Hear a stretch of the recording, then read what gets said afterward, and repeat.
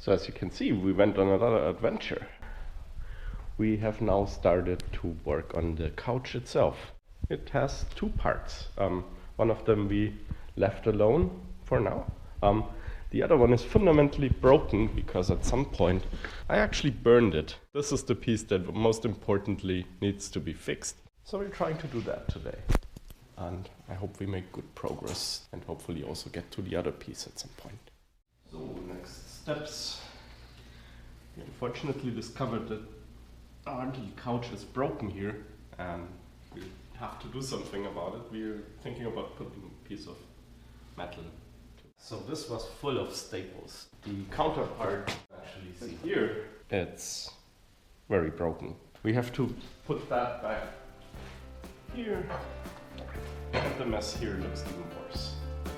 Also, Tine is already shaping the tiles. Oh, the biggest issue were actually these screws. They just wouldn't come out. We had to really improvise there. They're actually still in there. One of them I actually just cut off with a saw. Yeah, we made a big mess in our living room.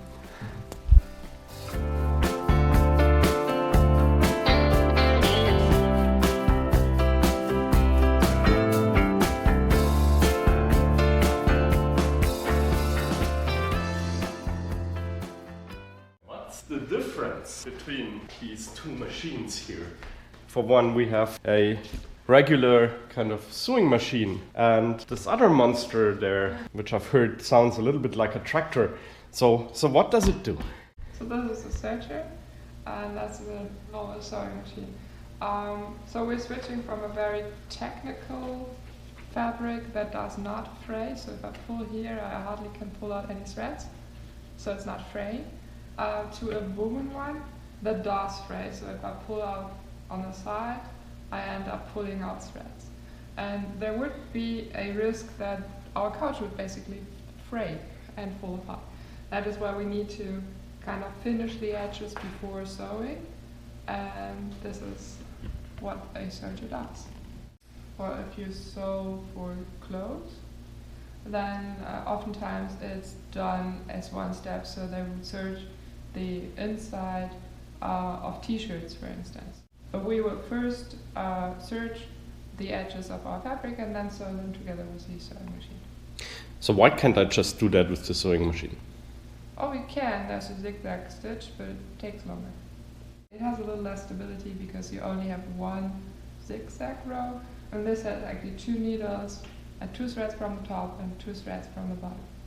Oh, so it's basically wrapping the fabric in threads.